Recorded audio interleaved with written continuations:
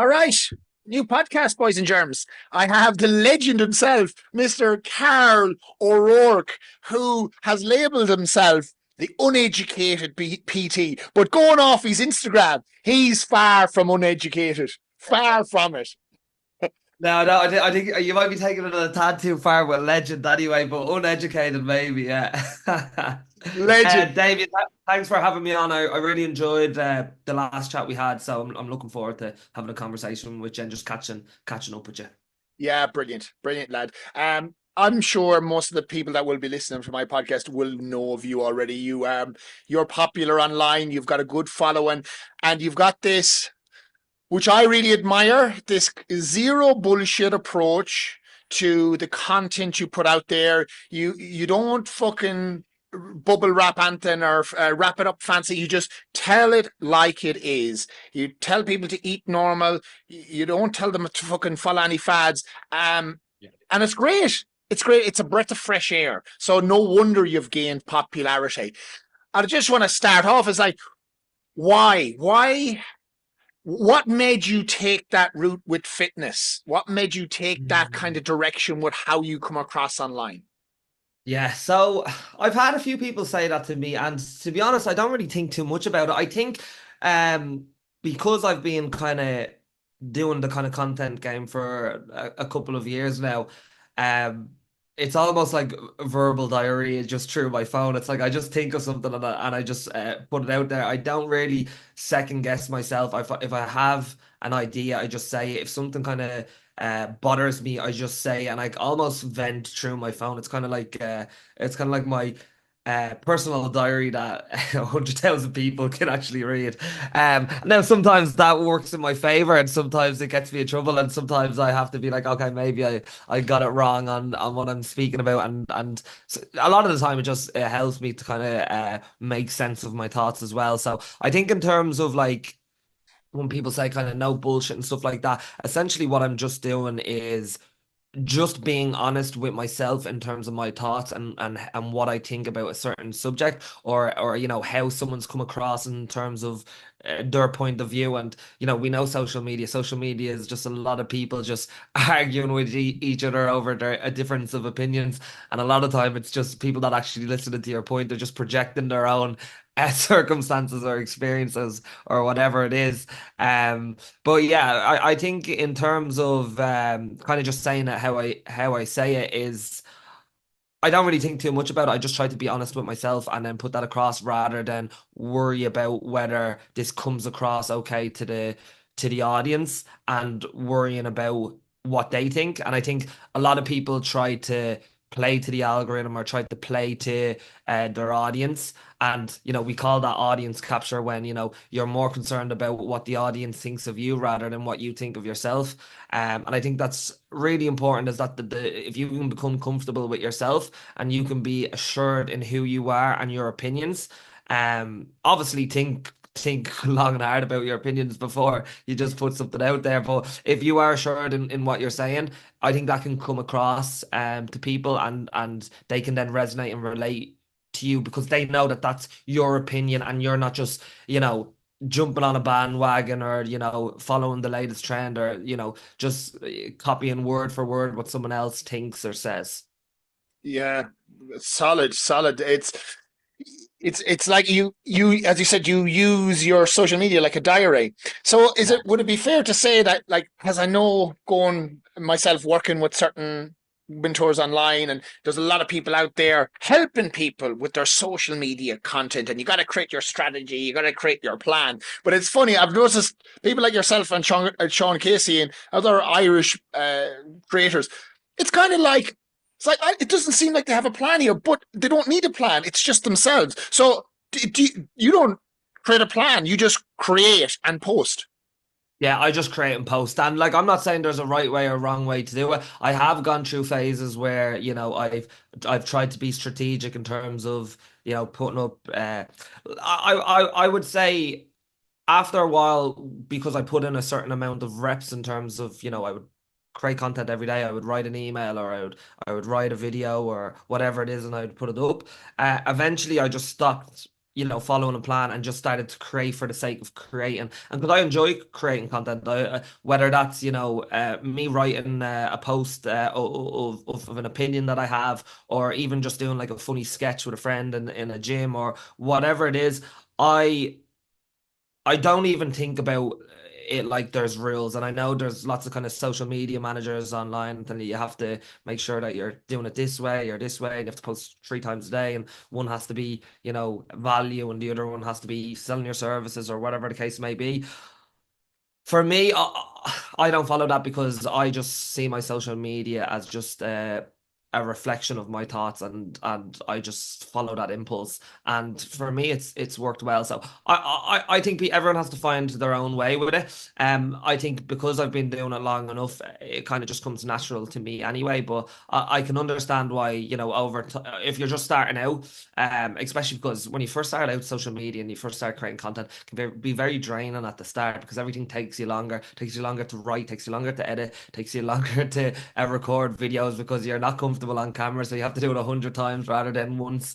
So at the start, I suppose having a bit of structure instead of it just being chaos like myself, I suppose that can work as well. So I wouldn't want to give anyone advice on a way to run their own social media. I just run it the way that feels best for me, and what feels best for me is a little bit chaotic. Just get my thoughts out onto, I was gonna say paper, but anyway, on the phone, and I just do it that way, and it seems to work for me.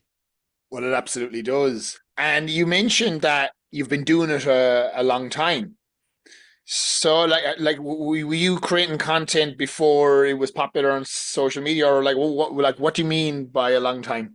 Yeah, well, I would say since 2018, I've been writing emails, I've been writing content, and I've been doing it since 2018. But I've also been doing it consistently since 2018. So I mean every single day. So like you'll see some people online. It's like, okay, oh yeah, I've been doing videos, or I've been writing posts, or I've been writing about fitness, or I've been doing fitness blogs. But like again, a long time for someone could be, maybe a couple dozen posts a year. And for someone else, it might be all right. I've been doing it 2 years, but I've been doing it, 3 times every day for the last 2 years. So, like in terms of total volume and in terms of length, I would say I've been doing it a long time. And you know what? For me, it's been more like everyone wants to write fitness content or write nutrition content or deliver it, and they want to do it from a place of a certain outcome. And that certain outcome might be, loads of followers, or loads of money with their business, or whatever it is. And again, we talk about this as trainers all the time to clients. It's like if you can enjoy the process, if you can get stuck into the process and actually get something out of the process, the outcome obviously works out for itself, and then you're never waiting for the outcome to happen. It's because you actually enjoy the day-to-day process. And for me, I think when I started going from, just doing personal training, working in a gym, to then actually talking about the issues that my clients were having, whether, struggling to lose weight or whatever it is, when I started to write things down and started to actually explore my thoughts, I became a lot more aware as a coach. And I was able to articulate that better to my clients as well. So for me, doing the content for the last 6 years, if anything, it has just made me more self-aware, more knowledgeable in the domain that I'm in. So it's like it's given me something internally versus externally. And external things could be like, okay, you've 100,000 followers, or you're making certain amount every month, or whatever the case may be. But I think I'm more well-rounded now as a coach and as an individual, because like I was absolutely terrible in school. I didn't do a tap. I got like the lowest points in the Leaving Cert out of like 120 lads. I got like a 100 points. I used to just smoke hash and go on the hot pot every day, like I did. I was not, and this probably comes ties into what you almost asked at the start in terms of the uneducated PT. It's like that. Like I'm no one of, I have no like higher education background or anything like that. So like I didn't even read a book up until I started working as a PT, which I was like 24 or 25. So all of this has come really late for me, even, enjoying reading articles, enjoying writing about things, enjoying exploring my thoughts and how I see different situations. And that has all come from the process of enjoying fitness and then talking about fitness. And then that kind of, coming into other areas of life and just being a little bit more self-aware and a little bit more knowledgeable than I would have been otherwise. So that's what content has given me. That's what social media has given me, rather than me thinking of it as a means to an end in terms of an outcome of these other external kind of rewards that we talk about. Yeah, you prefer to create stuff Yeah, rather than absolutely. someone dictating at you, oh, this is what you need to learn. Yeah, 100%, 100%. And I think it comes out of me a lot easier because of that, because I think it's like anything, it's like autonomy. It's like I have decided that I want to talk about this, so therefore I'm going to talk about this, versus, let's say, a teacher in a classroom telling me I must learn about this and I must write about this. And that was probably a reason why I was so hesitant to learn anything at a younger age. And that's probably why I was. Um, not educated, for lack of a better term. Yeah, no, good stuff. Like, it's a similar story myself. Like, I remember going through school and I got to college by pure fluke. But when I got there, I was sure I was like, I was might as well be pissing against the wind. I was more interested in Yeah, going to the gym and doing that stuff. And you get to college, like it was kind of like your cattle herded towards, oh, this is what you need to do. This is what you need to do. And like when you had to fill out that CEO form and put down what it was that you wanted to do for the rest of your life. Sure, we didn't have a yeah, fucking clue. yeah. Like you'd Who know. who at who at 17, 18 years of age really knows what they want to do for the rest of their life? Not many people, I would imagine. No, exactly. So you have the pressures because it's like families like, oh, an engineer, a doctor, a nurse, a lawyer, get educated. And there's a part of you going like, I just want to go out in the field and kick a ball.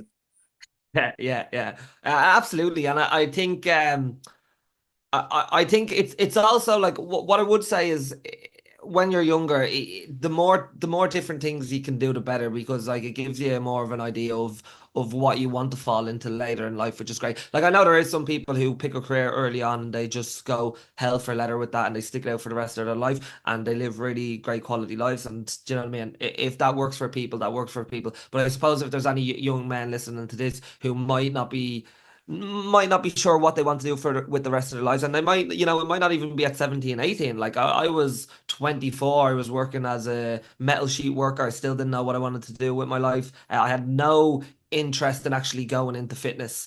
I was in the army for a little bit. I was working as a as a milk boy for a little bit. I was working in wedding venues. I was a barman and that. I worked over in Alcudia in Mallorca for a summer as well, where I was just, dragging people off the street in to do a shot and trying to keep them in the bar. So like I went through all these different jobs before I actually entered the fitness industry, and not knowing that I even wanted to be in the fitness industry, I just didn't know what else I wanted to do. And I'm a big believer that you don't find your passion, you create your passion.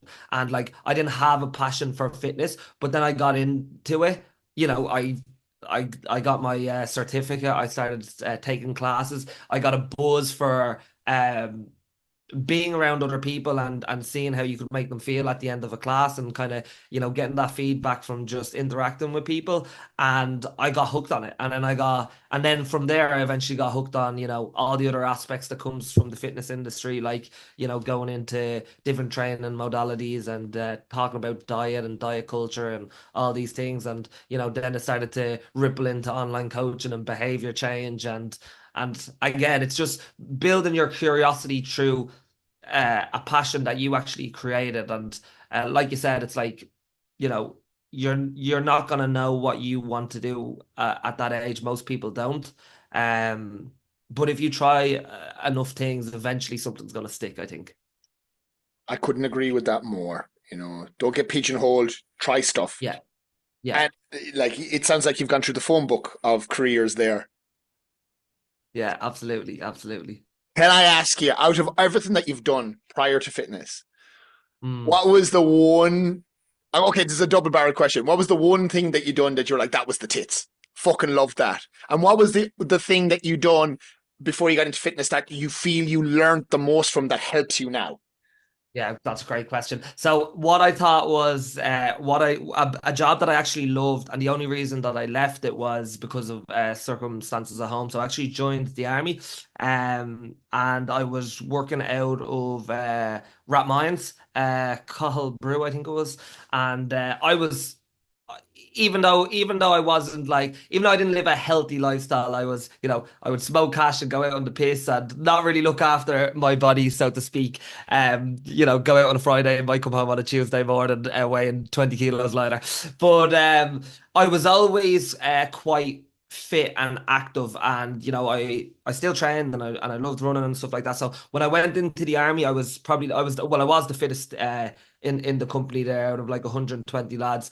They used to love me because we used to do races around the barracks, and I used to, win by about 2 or 3 minutes, and all the corporals loved me, and they're like, "Oh, he's gonna do well." So I loved the training aspect of that. I loved the routine. I loved the team environment of being around other lads. I had done that for a couple of months, and then my mum unfortunately got sick. She had cancer and passed away. So I actually went home and spent the last kind of couple of months with her before she passed away. And I was gonna go back at some stage, and then actually I ended up falling into obviously that fitness course, and my life took another direction. So that was something that I would, if I didn't end up in fitness, I may possibly have still been in the army, which I really enjoyed. But one thing that I think helped me to, I wouldn't say, I don't know, don't know if I say succeed in the fitness industry, but I'm still in this fitness industry, so that's something. I would say when I was 20, I was a very nervous and quiet and shy, and most people wouldn't believe that about me, especially when they talk to me. But I was very,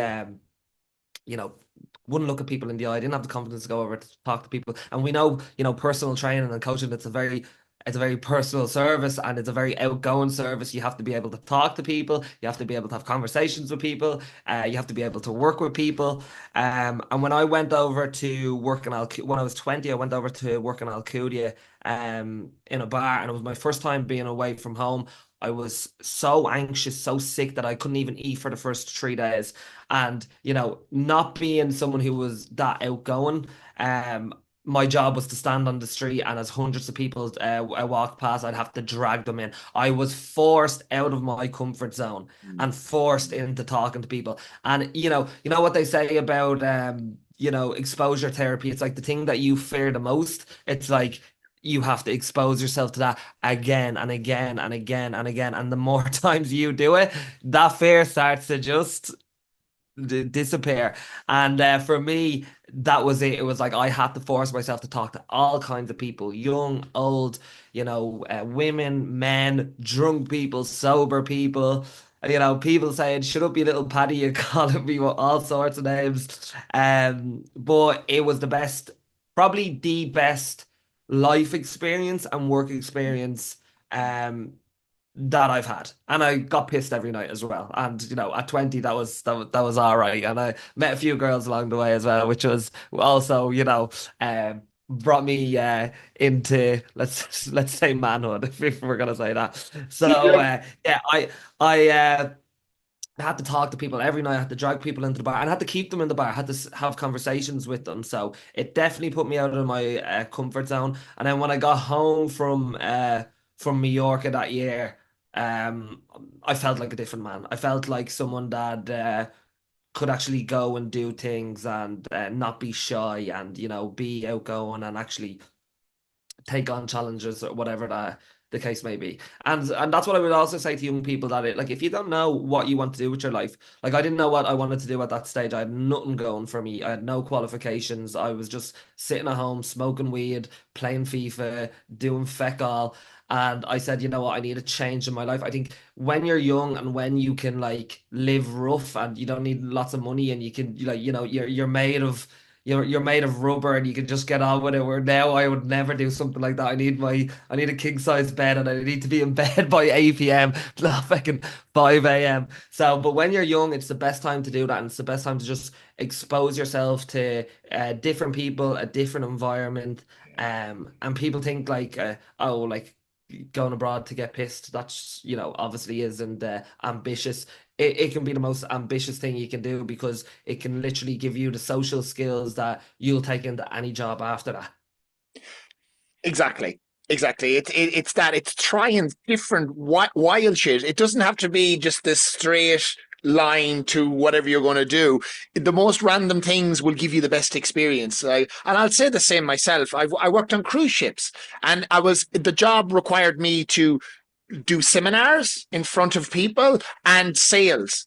And I was literally Yes. thrown into the Dragon's Den after like 3 weeks of training in London, having to perform these seminars in front of 300 people in an auditorium in the cruise ship, and then sell packages up on 2 grand. Like I'm a fuckwit from Roscommon.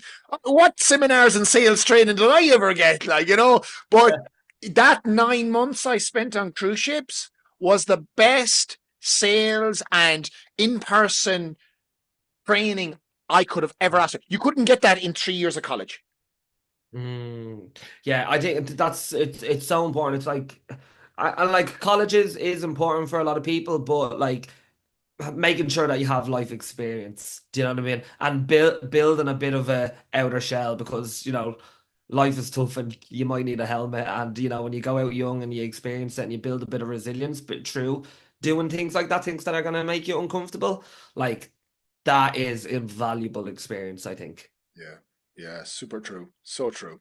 And the one thing when you were speaking there that I was thinking about, I love that quote from Steve Jobs. It's like you can't see the dots going forward. You can only match the dots going back. I'm obviously paraphrasing there or whatever it is, but it's like all these little jobs that you do, or if you feel lost while you're doing things, like, oh, is this going to be something that I'm going to do the rest of my life, or what am I doing, going from one thing to the next thing to the next thing? Like all them little things that you do, whether it's like random courses or a random job or going abroad, like you can't see it now, but when you look back in your life and you are where you are, you'll understand that it's all them little pieces and puzzles and moments that have shaped who you are to be who you are now and the success that you are today. Absolutely. Absolutely. And I always take that philosophy into it. Like, when stuff comes up and you're on, oh, should I participate in that? Should I go to that? It's like, okay, well, you don't know what's going to come from it. Who are you going to network with? Who are you going to chat to? Who's going to offer you something that you don't already know? And it's like, it's worth giving it a go. Yes, you might be nervous. Yes, you might be apprehensive. Yes, the anxiety might take over, but hey, push comes to shove, get out there. Hey, the worst can happen, nothing happens, and you just come home and you wasted a bit of petrol getting there or whatever. But the likelihood is that you're going to learn or gain something. Yeah, So just 100%. give it a crack. Give it a crack. Yeah, yeah. And especially if you're in a situation now where you're not actually content in your life right now, or you're not content in your certain circumstances, it's like ask yourself the question, okay, what have I done lately that is a little bit different to what I usually do? Like you said, can I go and do like an in-person seminar to something that I haven't done before? Even if I feel like that, it might not relate to my circumstances or what I want to achieve going forward, but there's always a ripple effect to that. It's like maybe you meet someone who changes your life or offers you opportunity, or like you never know what you're going to get out of these kind of random events or these random circumstances. So I think it's really important that you have curiosity and that Good at word. the start you say yes to more things than you say no to. Obviously, as you get older, you get a little bit more tired and you probably say no to more things than you say yes to. But I think with a lot of people having social anxiety these days, and a lot of people kind of stuck in their shell, and a lot of people just staying home and not really like being adventurous. I think there is a lot to be said for continuing to be adventurous, whatever adventure looks like for you. Adventure could be exactly just driving 100 kilometers down the road to an event that you haven't been before, even though you're a little bit anxious. It could be going away on that weekend away. It's saying yes to the meal out or whatever it is, because you never know what's going to happen when you walk outside your front door, but you have to get out every now and again and experience life for these things to occur. Yeah. And you've mentioned that word anxiety, which is it's rampant. It's in every social media post, people talking about it left, right, and center. What's your view on that, and where do you why do you think it's bubbled up so much, especially in the last couple of years? Yeah, so for me, when I think about anxiety, I think about worrying about the future, right? And I think a lot of times we worry about the future when obviously we're in our head, we're thinking forward, and we're not actually doing anything. And I think a lot of the times now we're not in the present moment, and I've talked about this a lot now over the last couple of years in terms of from my own perspective, and now trying to help other people do it. And it's like trying to find more ways to be present, because if you're in the present moment, you're not anxious. Like when you're jumping into cold water, uh, like. And I'm not a, one of the cold water plunges, fucking gurus or even enthusiasts. I love my warm water. I love a warm shower. But when I am in, let's say, if I'm in the Irish Sea, if I go down to Wicklow there and I jump into the sea, once I jump into that sea, all I'm thinking about is that freezing cold water. I'm completely present in that moment. I'm not worrying about the future. I'm not worrying about the podcast that I have to do later with Damien. I'm not worrying about the emails that I have to send. I'm not worrying about bills. I'm not worrying about anything other than, fuck, this is cold, get me out of here, right?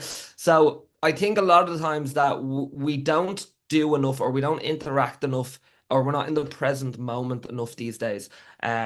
We don't communicate with each other these days. We don't, like, we sit at home, we work at home, we just, you know, go on our screens, we mindlessly scroll, we think, we don't have conversations with each other. And I think the more, and I've tried to do this with myself, for me to be less anxious, because I noticed even from working online and working at a desk all day, I'd end up getting kind of anxiety even then going down to do a food shop. And I'm like, what is this that's coming up that I'm anxious to even go into Tesco to get some bread, or in case I run into someone and I have to interact with them. Whereas before, when I was very socially interactive, that them voices in my head, or them worries seemed to be less and less, because I was in the present moment more and more.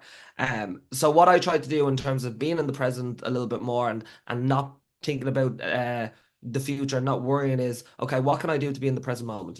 When I play football, I'm completely in the present moment. When I get in for a swim, I'm completely in the present moment. When I do a class in the gym, I'm completely present. I'm not on my phone. I'm not thinking about other things. I'm interacting with the people in the class, making sure that their form and technique is right, having a little bit of crack, having a conversation. When I'm doing when I'm in with a client and doing a personal training session, I'm completely present with them at the moment. I'm chatting to them. When I do, let's say, a charity event. So a couple of weeks ago, we did a sunrise hike where we got like 100 people, and we climbed up Bray Head. We had head torches on, and we climbed up for sunrise. I was walking with friends, with people in the community. I was having conversations. We were all helping each other get up the mountain with weighted backpacks on. I was completely present in the moment. I was around other people. I wasn't, thinking about, past, future, anything like that. And I think I've tried to expose myself again to more things that put me in the present moment and keep me interacting with people. Um, Whether that is, group training sessions, or charity events, or obviously fitness events, bringing people down for seminars, and, everyone having conversations with each other and learning from each other, and just interacting with people more on a daily basis. I think that's really helped with any kind of social anxiety that I was having for a while there. Um, you know, we look at our phone all day, we look at screens all day when we go to work. We even go down to do the food shop. We don't interact with a shopkeeper anymore. We just scan our food item. We don't go down to the chipper to get chips and talk to your man serving them behind the desk. We just, Uber Eats it or whatever it is.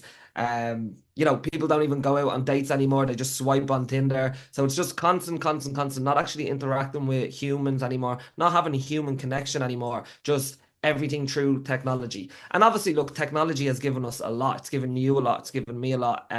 There's a lot to be said for it. But I think finding that balance between, continuing to have human interaction and trying to put yourself in the present moment, along with using maybe social media and technology in general, to help have a better quality of life. We have to try find that balance again, because I think a lot of people have swayed far too much on one side, where they're not leaving their house, they're not interacting with people, they're not being in the present moment, and therefore they're creating a lot of social anxiety in their life. Yeah. So if I was a client of yours, or someone that reached out to you, and like they're listening to this now and they're like, yeah, Karl, but like, where do I start? Like, I don't know what to do. I don't want to go to a gym. Or what would you say to that person that is just super anxious about even leaving the house? They're happy with their phone. That's their comfort blanket. What's Yeah. your what's your go-to So advice? So I had a therapist on my podcast there a couple of weeks ago, Jen Lally. She's really great at what she does. She works with clients who have, crippling social anxiety to the point where, they're terrified to kind of look people in the eye. So I'm no therapist. I can only reiterate what she told me and the advice that she gave me, and how she works with clients who have crippling anxiety, and that it's starting off very, very small and then celebrating them wins. And that could be something as simple as, smiling at a stranger walking down the road and then coming back and celebrating that. And, at the start, people will feel silly about doing that. This is how she spoke about that, but it's very important that you celebrate. And it's the same as we talk about, in fitness goals. It's like you need to start off small, build them wins, build a bit of momentum, and build on from there. And for us, it could be like, all right, getting a client to just get out for a 5 minute walk or a 10 minute walk. And that can build into finally getting into a gym or whatever the case may be once they feel fit and healthy and active and a little bit more confident. But it's just them little small wins that you can create. So it might be smiling at a stranger, it might be saying hello to them. It might be, getting out and having a conversation with a friend. All these little small things, and then just building on from there, building on from there, and eventually like that might, a couple of weeks or a couple of months or a couple of, it could take a year for some people down the line. It could build up to you being able to go out and ask someone for their number or whatever the case may be, or whatever it is that you feel that you're not getting out of life because social anxiety is holding you back. But again, it's starting small, and it's building them wins over time. And it might feel silly at the start to be celebrating something like that, but it's them small wins that compound over time to give you the best result, both in social anxiety, both in fitness, and both in life, I think. It's action, right? That some action needs to be taken. Yeah. Like we told in fitness, we always talk about you want to get stronger, you got to flex the muscle, you got to work the muscle, but you're not going to go into the gym in day one and back squat 100 kilos. You're going to go in and you're going to wobble with the barbell, and even the barbell is going to seem like it's huge, but you show up day in, day out, and over time you become more stable. Then you add weight, and as you said, a year or two down the line, bang, you're the one that's squatting 100 kilos. So I always try and say that to my guys that would be nervous about starting the gym. It's like the biggest guy in the gym, he started where you are. And probably Yeah. that guy, the biggest guy with the biggest muscles, is the one with the biggest demons. He's the one with the biggest insecurities. So, Absolutely, yeah. like, don't look at him as being the big intimidating. I guarantee you, you get to know him. He's going to tell you his story, and he started exactly where you were.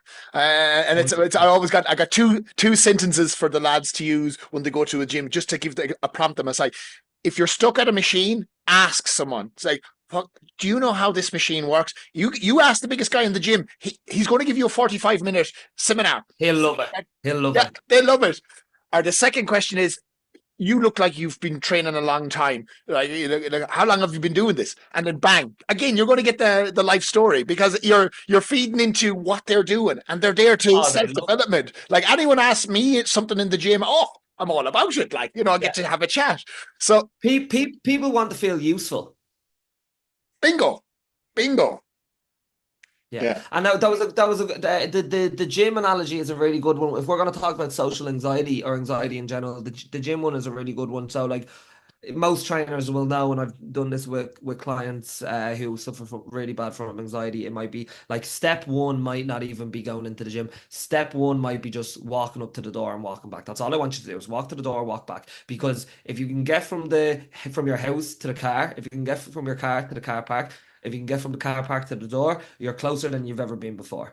Okay, the next one might be okay, but I want you to do that once or twice or three times. You might say to them, they'll feel silly doing it three times. They might end up on the second time or the first time actually walking through the door, which they wouldn't have done before, because you're putting the blocks in front of them, and they're like, actually, I'm okay, and then they walk through that door. The second one might be okay. You're just gonna have a look around. You're gonna get onto a treadmill. You're gonna walk. All right. You're just gonna stay there for 10 minutes. You're just gonna you know repetitive exposure like we spoke about, and you might get them to do that for a week, maybe 2 weeks, maybe 3 weeks, depending on how bad they are. And even before you get them to do it, or even before you say it, they might be like, oh yeah, I was on the treadmill and I tried the leg extension machine and I felt grand. And it's like, okay, they're even building themselves up to do it now. And I think there's a great one in I think it's James Clear's book Atomic Habits. I don't know, have you read that one, I Atomic have. Yeah, Habits? yeah, yeah, yeah. I think I'm paraphrasing, but I think there's a story in it where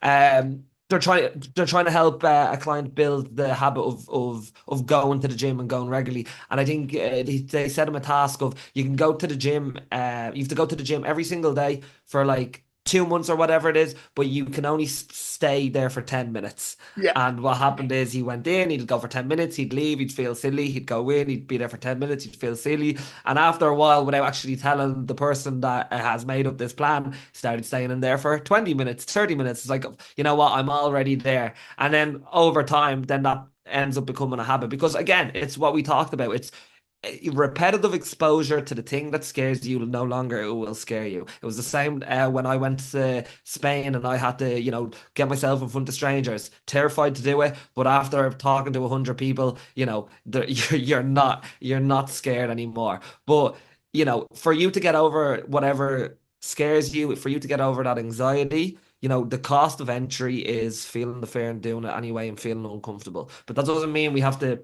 bring you from 0 to 100. We can build up that slowly for the type of person that you are or for whatever your mountain is. Mm. So we just have to understand what your mountain is and then look to pick at it one step at a time. But regardless of what that is, you have to feel the fear and do it anyway. You have to take action, like you said.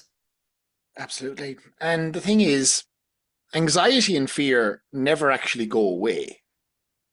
You just get better at dealing with it. Yeah, absolutely. You know, Absolutely. no, Yeah, it's there to challenge you. Your fear and anxiety is there to keep you safe from bad shit in the world. But not everything is bad. So we have to kind of challenge it and like we're saying, take the first step. That's what it's all yeah. about, isn't it? Like you actually should you if you can reframe it and think of anxiety as something that's good for you, something that's actually trying to keep you safe. Because for a long time it was what kept us safe. For a long time it was like, oh shit, there's a dinosaur, I'm off. You know what I mean? And you go the opposite way. But now we live in a modern society where it's like, okay, it's just an email, Carl. Answer the fucking email, or you're just going down to get some bread in Tesco. You'll be fine. And now you have to actually challenge them thoughts, which is really difficult. But one thing I would also say about anxiety is some of my best work came from being anxious. So at the start of the year, I did my first public speaking event back in January in the Dean Dublin in Dublin City, and absolutely shitting myself, like anxiety at an all-time high. And it made me work harder than ever in terms of I had my speech, I had my slides, I went through them. I recorded, I reviewed, I edited, I did it again and again and again and again until the actual day came of the event. And I was so prepared that even when I was getting up, there wasn't a little bit of anxiety.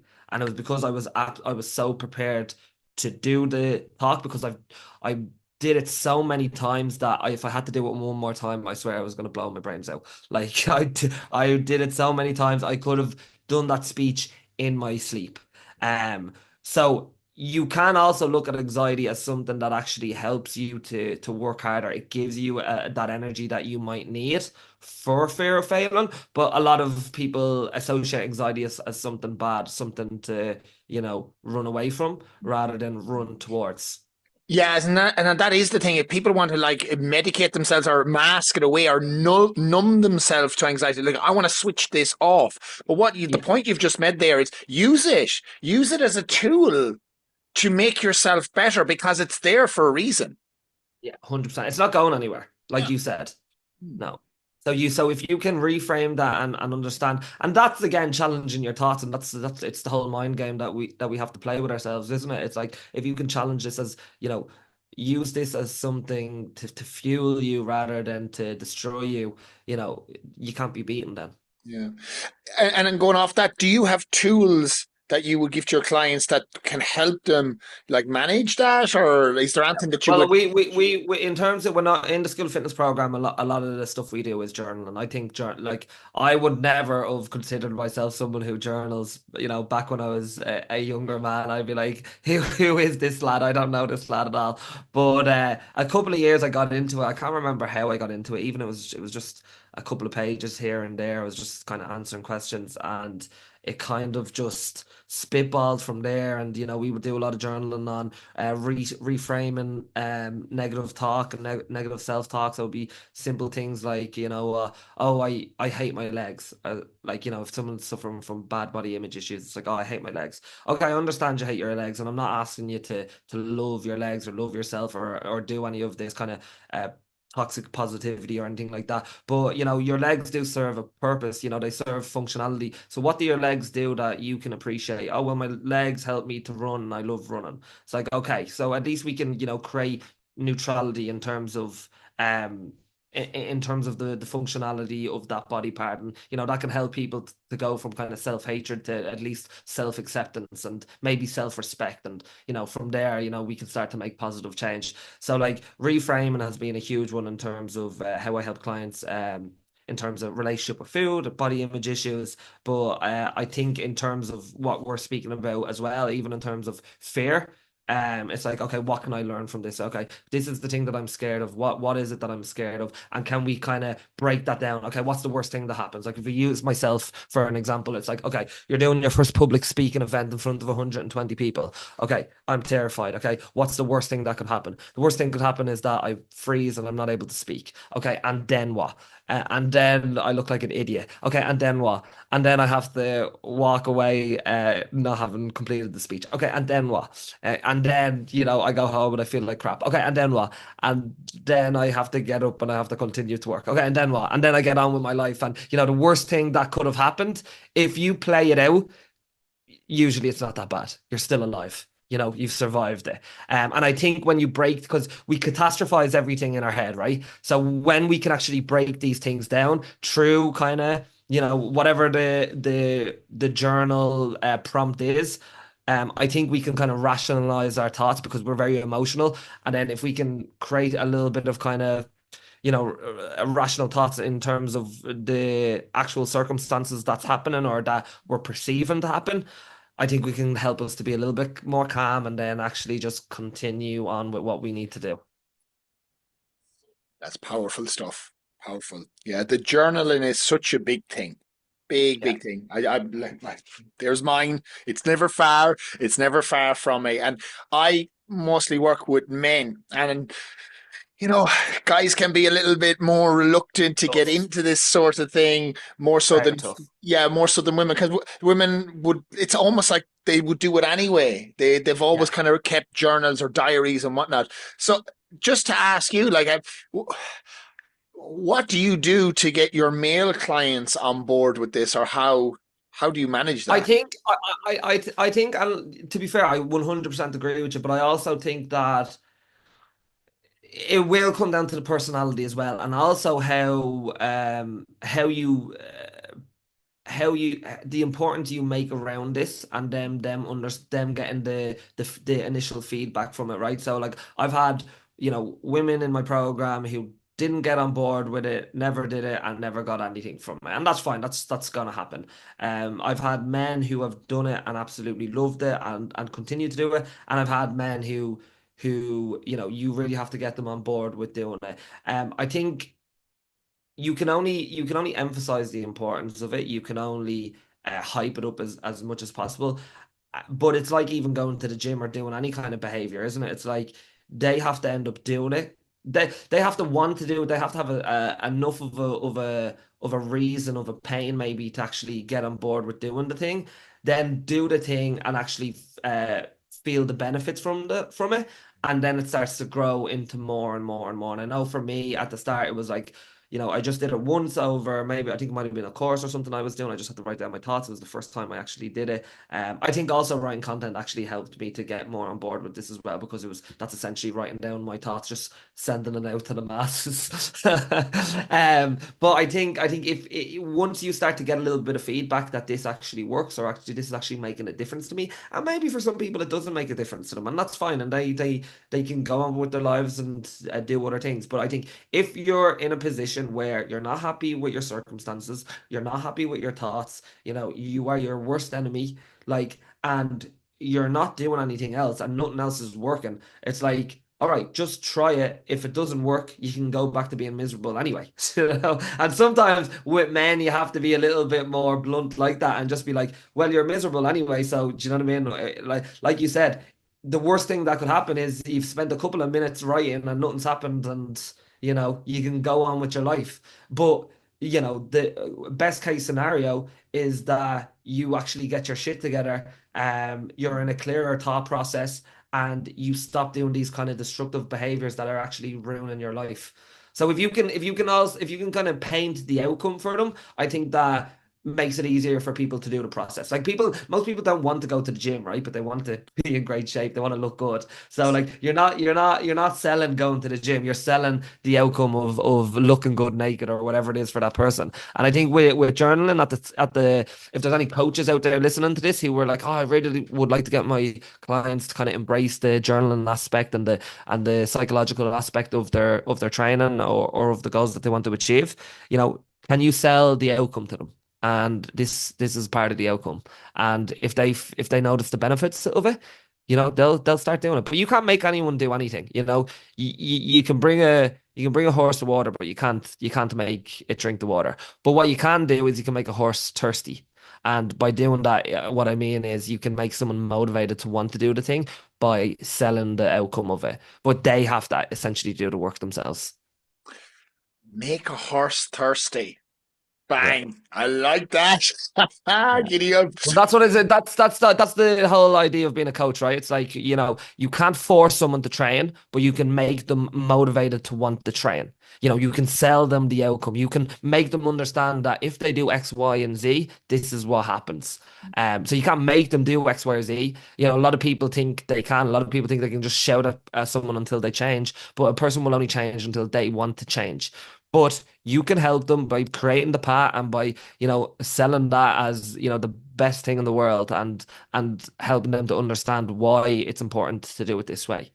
But they have to walk down the path for themselves, and that's also important. And you can't take on the baggage of them not doing that either, because I think a lot of coaches do that. They try to live and die by their client's success, and that can be a very dangerous place to be for a coach, I think. And on that point, yes, it's something great that you brought up there. When I started this, for like, I had my gym for years, for 10 years over in Melbourne, and people would come in, but all you're doing is teaching them how to move, and that was it. But I feel online coaching, you're actually wired more into their lives, because you are looking after mindset and sleep and nutrition, so you're actually tapped into that person so much more. I remember after running the gym for 10 years and then moving online, like I was only catering for 10 people at a time online, but I'd have 9 lads working fantastic, doing everything that I needed them to do, getting great results. But then there'd be that one person that just, like, something wasn't working for them. They were upset for some reason, and I felt like a shit coach. Yeah, it's crazy, isn't it? And it's like you instantly forget the 9 people who are thriving and doing well, and you just think about that one client who's not doing well, and then you're second guessing your whole philosophy, you're second guessing your whole program. But it's part of the parcel. Like you're never gonna have 100% success rate. I think if you have 100% success rate, you haven't trained enough people. Bingo. Bingo. Yeah, absolutely. Absolutely. I think that's important for personal trainers to understand. I think once they start training enough people and they're in it long enough, they'll understand that you can't save everyone. That you can try, you Mm. can die trying, and you probably will. You probably burn yourself out. But you can only you can do everything you can possibly for that client. You can have Mm. the right systems in place. And I think over time, when you become more experienced, you become more assured of, this process works. Now the person has to work for this process. Correct. Correct. It still baffles me, because this still happens to this day in what I'm doing, is they pay a random client, whoever, like, not, I'm not going to say it's 1 in 10. It's random. They'll pay full price up front, bang, first week disappear. Mm, This is, I've had, yeah, I've had that as well. And again, you'll start second guessing yourself. It's like, oh, is this something that I did? Was it the onboarding process? Is it that? But a lot of time, it's not about us. We just make it about us. and that is a true statement. When I was working with a coach myself, he was like, "You can't get emotionally invested. you provide a service. It's like people will enjoy your service, other people won't, and that's up to them. Some people Yeah. will, take on 100% of what you say. Other people might only take on 50% of what you say. Don't get emotionally invested. You're offering a service.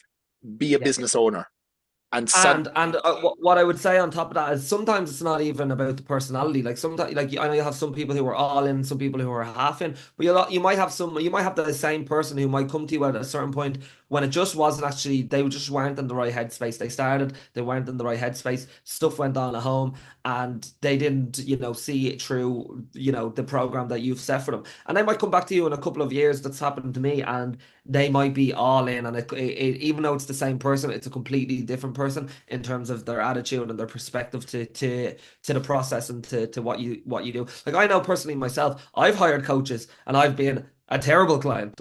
It's like this was probably the worst time for me to kind of sign up to this thing, and like I am not compliant. I am a shit client, and it had nothing to do with the qualities or the capabilities of the coach or of the program.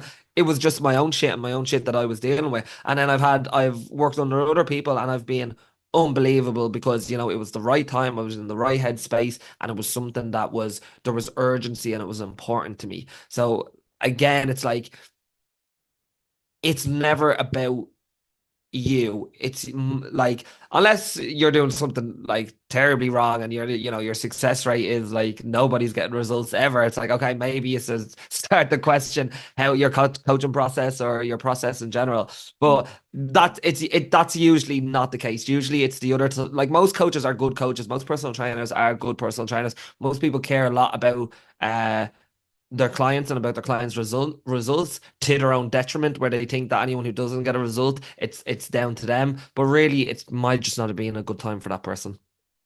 absolutely. And for someone that will be listening, like general public person that might be wanting, like, I want to get myself in shape. I've thought about hiring a coach. Like, what should they do to make the process easier for them to select someone or to actually work? What would be your advice? In terms of knowing in terms of knowing the right coach I would say anytime that I've hired a coach, whether that's in business, whether that's in fitness, whether that's kind of mindset work or whatever it is, obviously I've listened to their content multiple times. I feel like I already know that person before I've spoke to them. And then I might reach out, I might ask a question, I might, be intrigued to hear what they want to say. I might not sign up there straight away, but I think you will know when you resonate with someone's personality, and I think that's really important first and foremost. I think because personalities have if personalities clash, doesn't matter if you have the best program in the world, it's just not going to work. I've had people come through my program who shouldn't have been there. Probably don't like the way I speak to them, don't like what I say, and that's okay. They're for someone else. They're not for me, and that sometimes happens. And I think if we go back to how we started this conversation in terms of being as authentic as possible and really saying what you think and coming across as you are, that kind of helps with you actually finding your people or your people finding you. So I think that's important, and I think essentially if someone has like so if someone's following you, Damo, and they've listened to your content for a long time and they're still there and now they're asking questions, obviously because they resonate with you. It's obviously because your personalities are very similar, and I think you're just attracting who you are then, and I think usually that's a recipe for success. So then it's about, okay, am I in the right frame of mind to want to take this on? Is the pain of change more important to me than the pain of staying the same? Because a lot of the times, like, people are just comfortable in their discomfort, and they're almost not ready to take on that challenge of paying money for a program and having to go through the pain of actually showing up in the gym and having to show up on their calls for you, or having to keep themselves accountable. Like, there's no solutions, only trade-offs. So like, even if you want to join a program because you see all these great outcomes, it still comes with a lot of work. So there has to be an element of, I want this result and I'm not happy where I'm at right now. and I need to make a change in my life. And I know Damien can help me to do that, and I know he's going to keep me accountable. And I know that our personalities work well together because, I followed this person for a long time for a reason. And you know as well as I do, most people don't sign up with you straight away after following you or having a chat with you. Some people will be just watching in the corner like a little creep for Lurking. years before they lurking, and then eventually then they reach out when the time's ready for them. And I think that's why it is important to kind of show up every day and show up with your personality every day, because you might put up something, a video or something that's important to someone, to be like, oh, that's exactly what I need right now in my life, and then they have that urge to reach out. So yeah, I'd say if you're someone looking for a coach, look at the signs. Who are you following? Who are you resonating with? Whose content do you enjoy? Whose videos do you enjoy? Who have you been following for a long time because you enjoy their personality? And then from there, it's about making sure that the coach makes the right program for you, and is able to keep you accountable to the work that you need to do. True. And to the coaches out there that might listen to this as well, stick to your message, because what you've just said there, I know so many coaches, I can't be saying the same thing. Trust me, you've a new audience every fucking week looking at your content, and your current audience, they don't always see your content. So people can sometimes, I knew at the start that was my problem. I was like, I can't keep fucking saying the same shit every single day. Yes, you can. And you need to. You need, you Yeah. need that. Yeah. And that's the same in coaching as well. Like, how many times am I telling the same person every day to eat more protein, to eat more protein, to eat more protein? Because it's not about saying it once and they get it and it's a light switch moment. It's, again, we talk about repetitive exposure to the message so the penny actually drops. Sometimes you have to say something a million times in a million different ways for it to actually hit home with a person. Like, it's the same way, with diet culture. Like, diet culture didn't just happen overnight. It was bombarded messages about, you need to be your skinniest and you need to be this way and you need to be a tin size model. It's bombarded messages. It's exposure, exposure, exposure, repetitive exposure until that person ends up with, eating disorders and body dysmorphia and so on and so forth. And it's the same the opposite way. If you want to help someone with the health seeking behaviors, like, we're all saying the same message. We're all saying you probably need to walk more, you probably need to get some sunlight on your face, you probably need to get to bed, you probably need to eat more protein, you probably need to eat more veggies. Like, all these things are universal. But obviously it's about the right personality speaking to the right person and repeating that message over and over again, both in coaching and both in your content. I think the two of them are very similar in terms of how you work with a person. Yeah, absolutely. One of my clients went along to a Jerry Huzzy event, and he got speaking to him afterwards, and it was brilliant, the analogy he gave about coaching and coaches. He said, we're all florists. We're all working with the same flowers. We just arrange them differently. Yeah, that's brilliant. I love that. Isn't it? Makes perfect sense. And that's what it is. And that's personalities, isn't it? It's like, you could be giving the same message to your man as, a woman working with, diet culture, women in their 30s and 40s, but you're relaying it a different way. I'm sure you're saying it a little bit more bluntly than they are, but it's almost, it's the same question, it's looking after yourself. It's trying to create action with health seeking behaviors. Yeah, absolutely. And going off health seeking behaviors, what would be how will I put this? What would be your hit list if you're working with clients, and you have worked with plenty of clients? What are Mhm. let's put it this way. What are the three main things someone wants to make a change in their life for the positive? They're stuck in a rut. What would be the three top things that you would say, right, let's work with these three things and they'll make the biggest difference for you? Sleep, stress, activity, I Give would say. Okay. Before, like, I think what personal trainers make the mistake of, let's say, for my own example, I'll have maybe a mum of three coming in who works a full-time job, who's fighting with her husband, who's struggling to pay the bills, who's stressed out her nines. She doesn't get a minute to herself all day, so when she gets home absolutely exhausted, she goes straight for a glass of wine and she scrolls through TikTok, because what she wants is to actually feel something at the end of the day, because she's been giving all her energy to other people all day. And, this is her coping mechanism for stress, for overwhelm, for just not having any time to herself. Um, the last thing that person probably needs is a really heavy training session, or like training 5 times a week or 6 times a week, or going out for a 5K run. What we need to do first is we need to kind of essentially fill back up our cup by, we need to create energy, to give energy. And the best way to probably do that is to, okay, let's look at, what are the stresses in your life? How can we reduce them? You're never going to get rid of them. There's always going to be stress in your life, but how can we reduce them? Or how can we maybe, people manage? So maybe you're delegating different jobs to different people in the household instead of trying to do everything yourself, and then running out of energy. And how can we ensure that, you get a little bit more sleep so you can wake up with a little bit more energy? Because if someone, isn't getting quality sleep because they're stressed, they're going to wake up tired. They're going to be less motivated to, get out for a walk, to get out and do a training session. They're probably going to be hungrier because they've slept less. They're going to be on the back foot probably for the rest of the day, and they're going to be exhausted. And it's just a ripple effect every single day. So I think if you can get the foundations in place in terms of getting someone some better quality sleep, that might be from reducing stress, and then just getting them out for a small walk, getting them active. Especially, I talking purely now from the types of clients that I work with. It's like, you know, getting them out for a walk after dinner, and even 20 minutes, 30 minutes to themselves might seem like something small and insignificant, but that coping mechanism versus having another glass of wine and not really sleeping as well, like the difference that can make in terms of the ripple effect for the next day and the next day and the next day.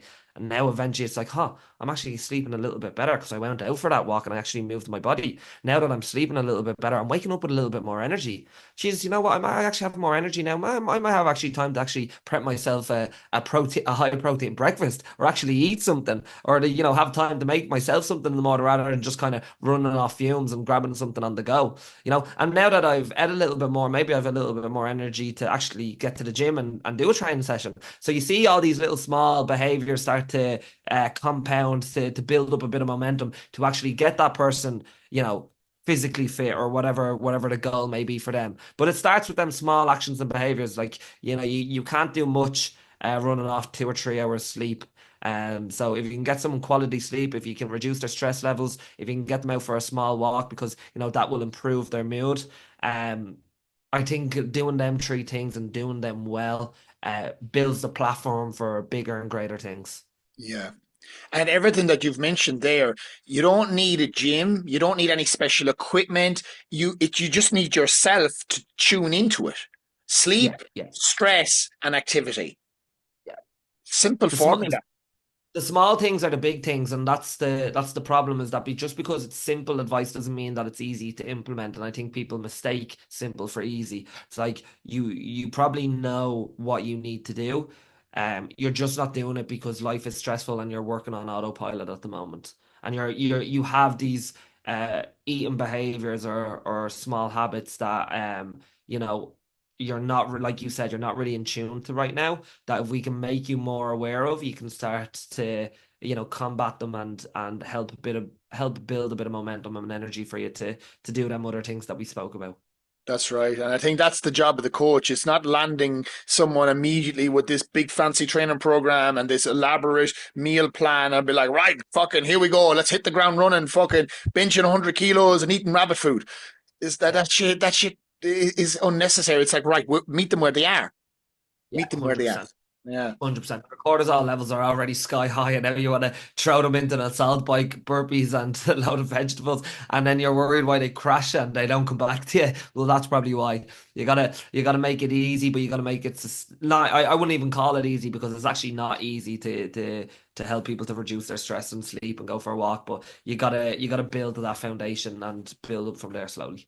Yeah, yeah. I always get when I sign up a new client, they're very excited, very motivated. They're like, you start chatting to them, like they're like, oh yeah, I want to go 3 days to the gym, and like I'm ready to eat breakfast in the morning, and I was like, okay, so have you been going to the gym before? No, I don't have a membership. I was like, okay, well, let's start something gentle here. But what you've said there about getting the energy in first. If someone's super stressed and like a term one of the lads that he used recently when a guy signed up, he's like, I'm just bollocksed all the time.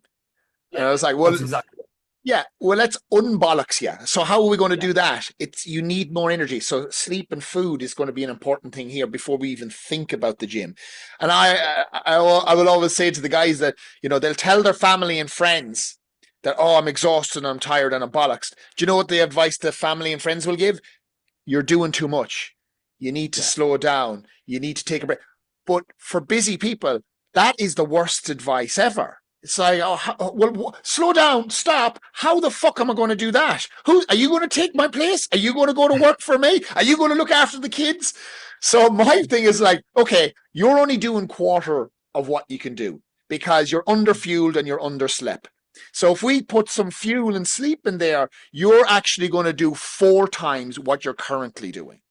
yeah, yeah. And if you're talking to someone who is ambitious or someone who, let's say it's a business owner or whatever it is, like that's the last language you want to use with them is to slow down. They don't want to slow down. They want to be more productive, but they want to have energy to be able to sustain that. So again, it's the what you're essentially doing there is you're building up the motivation and the excitement for them to do them little small habits. And it's like we spoke about, it's like you can't make a horse drink the water, but you can make it thirsty. So what you're essentially doing is you're making it thirsty to do them small actions and behaviors that are actually going to improve the quality of their life and their energy.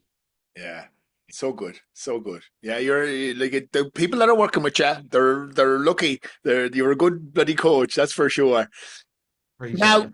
Karl, there's something that you post quite a bit in your content, and I do want to touch on it because it's a sensitive subject. But male suicide.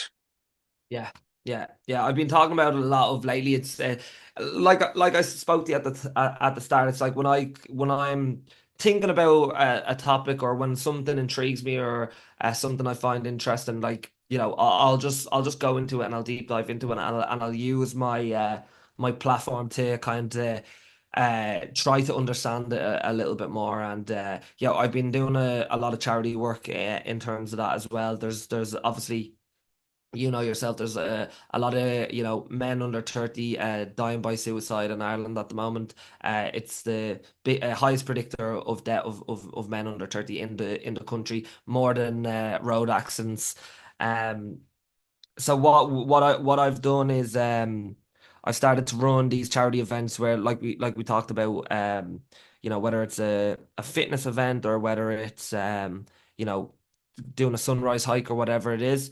Um, we raise as much money as possible. We raised 7,600 quid the other day, and Man. all that money goes directly to a private therapy center, a counseling center, where all the money goes directly towards providing free mental health to young people in Bray, and then hopefully expanding that over time. So one of the things that I think is a little bit wild is the fact that we can't get free therapy for the people who need it most in the country. And essentially, it's actually the people that are probably, living in low income households who are probably have the type of circumstances and situations that probably need help the most, whether that's talking to someone. And that will understand, knowing that like it's going to be 70 quid for a therapy session is enough to put someone off from reaching out and asking for help. So what I've trying to do with a couple of other people in my community is we've built up a charity where we're trying to basically create free mental health services for the people, for local people, and go from there. Um, yeah, I've touched on a few different reasons to why it is. Obviously, like it's a multifaceted issue, and I don't think I don't think you can pin it down to one thing, and that's what makes it difficult. And I think a lot of the advice on social media is just talk more. And although I think that is an amazing message, it also oversimplifies it, because there's actually research showing that a lot of people who actually die by suicide were recently in therapy before they did so. There you go. So it as much as talking about your issues is really important, there also has to be other steps outside. And I think that's where it comes down to kind of a societal issue. It's that, a lot of people are struggling financially, a lot of people are out of work, a lot of men feel aimless at the moment. we talked about social connection earlier in terms of people don't talk to each other anymore. Loneliness is a big aspect to this. The loneliness epidemic, the friendship recession. Men have less and less friends now than ever did before. If I was to pull up a few of the research studies, essentially, like, 1 in 4, I think, have no male friends that they can turn to or something like that. I think that's the stats in the States. Don't quote me on that now. I could be incorrect, but it's close to that. Um, so there's loads of different aspects to this, and reasons to why men are struggling. And you work with men, so I'm sure you see it on a daily basis. Some of the reasons that people come to work with you, like, they're struggling, they feel aimless, and they just want to better themselves. I think men do best when they're striving towards progress, when they're building shit, whether that's building their body, building their business, having some sort of a purpose. And I think a lot of men don't have that. A lot of young men don't have that. A lot of young men are comparing themselves to other people and seeing what everyone else has, especially with, social media amplifies that. And it can be really difficult. A lot of people feel like, they're not worthy of success or love or whatever it is. So yeah, it's a topic I didn't realize that I was going to kind of get into, but I think the more I learned about it and the more I kept reading about it, the more I was kind of compelled to maybe talk about it more, and be involved in aspects even locally that might be able to help. Yeah, it's a topic that, of course, needs to be spoke about a lot, and I agree with you. Like, we need to talk more. It's okay. It's a good message to spread out there. I made a post there recently for my own guys, and it's like, strong men don't want to ask for help. Yeah, Strong men like want to fix things for themselves. But as you just said there's so many men out there that are not involved with any other men. They're not, from what we do here in the Alpha Clan, it's we just chat and we talk about struggles. And I feel what men will do is they'll hear someone that has been through a similar struggle, or like they've gone through it before, whether it's financial thing or divorce or whatever has gone on in their life, depression. What have they done? Maybe I'll try that. Because they want to go away and fix. And I feel for what we do, that is a one way of helping with it. It's like allowing men to speak about their stuff, speak about yeah, the journey that they've been on, and let other men hear those journeys. And like, right, then I can do something about it, because we all know someone. We all have been touched by this. Someone that was fine 1 minute, like seemed like a happy chappy, and then fucking gone the next. yeah, yeah. And I think what you touched on there is even like some sort of a space where men can actually talk to other men and have men's groups. I think that is an aspect that we're overlooking as well. I think having more men in men's groups where they can resonate with other men, because even in therapy, the large majority of therapists are women. And I'm not saying that women can't do a great job with men's mental health. Of course they can, but men also need men, and men need to be able to talk to men, and men need to be able to be around other men. And I think that is um an aspect of it that we're not really thinking about or considering, and I think that's huge. And like, a lot of men, they end up like they are in men's groups in terms of like they might play sports up until 30 or whatever it is, or 28 or 27. They might then retire. They like they might have been playing amateur or something like that. They might get married, they might have kids, and again, like, just through life circumstances, they stop seeing the lads at the weekend. They stop playing footy. They might not go out for beers anymore with the lads, whatever it is. You stop kind of having that interaction with other men. And again, that's probably where this friendship recession, obviously, that kind of ties into that. Um, so having spaces where men can kind of join groups that help them to talk to other men and feel supported, I think that's really important. We tried to do that in a couple of different ways. Even in kind of like we do like hiking groups and stuff like that, where men can come and chat or whatever it is, just creating more social connection through community groups and whatever it is. But yeah, I think even online spaces where they have more men's groups, I follow a few that seem to do really good work. I think all it's really valuable with this issue that we have.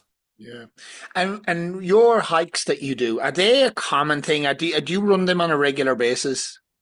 Yeah, we do them like every week or every second week, depending on how busy we are. And that's completely free. That's more to get people out in nature, get people moving their body, and get people talking to each other again and creating that human connection. Because obviously, one thing that we haven't spoken about, and something that I'm a big believer in, obviously, when you start out as a personal trainer, it's all about diet and exercise. Diet and exercise and lifestyle is the most important thing in the world.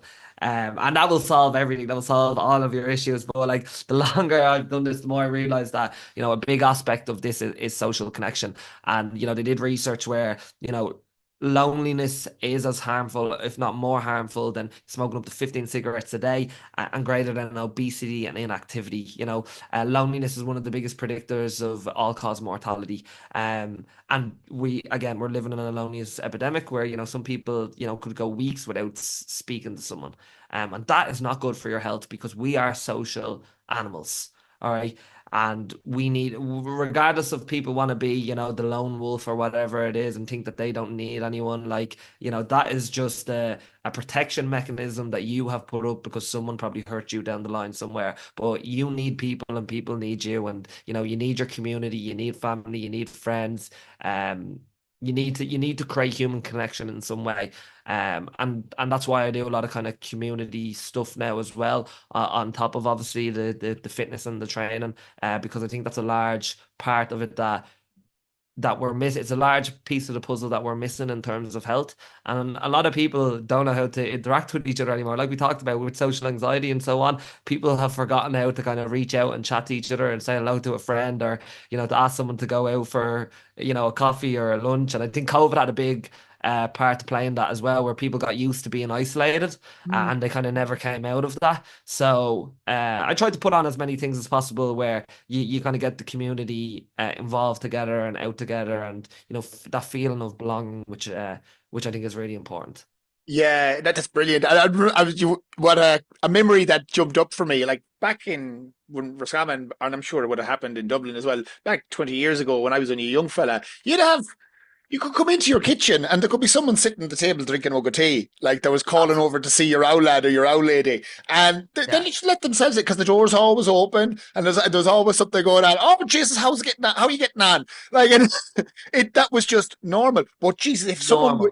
if you were to walk into your kitchen now and see someone sitting at your kitchen table, you'd be out with the shotgun. Like, who the Yeah, who are these? it's you would no one would ever knock on your door anymore. They need to WhatsApp you to make sure that you're there to actually call in, even if they do call in. Like people won't even answer the phone now. You have to text them to let them know that you're going to ring them to answer the phone. Like that's how far we've come with this. I remember when I was younger, because I grew up in an estate, so you wouldn't even use the phone with the cord in it. You would just walk straight down, you'd knock on the door. Sometimes you'd jump into the back garden and you knock on their back door to see if they're there. But like there was no boundaries. There was no boundaries. It was like you and your estate and your friends and their family, and you'd stay over at their houses, and the neighbors would all hang around together, and they'd do things out in the estate on the green, and like yeah, I think we've definitely lost that a little bit, which is a shame. So I think if we can find more ways to get even a little bit of that back, I think it's important. Yeah, yeah, solid. Well, Carl, we've gone through a lot this morning for you. Morning for me, yeah, yeah, yeah, on different time zones, but I appreciate it. I enjoy our chats all the time, so this has been really great. Yeah, fantastic. And Carl, a lot of people will be following you already, but where can they find you? What's your handle? Yeah. So if you go to the Uneducated PT on Instagram, I don't think anyone else has that name. It didn't come up. I think you'll find me there. You can also find me on Spotify, the Uneducated PT podcast, on YouTube, the Uneducated PT podcast. And yeah, that's pretty much it. Business email, karlworkfitness@gmail.com if you have any inquiries about anything. And other than that, yeah, most social media handles, you'll find me there. Perfect. Carl, you're an absolute gent, and any client that be working with you, they're lucky. Absolutely. We need more coaches like you. I appreciate it, Damon. I appreciate you. Thanks for today. Giddy up.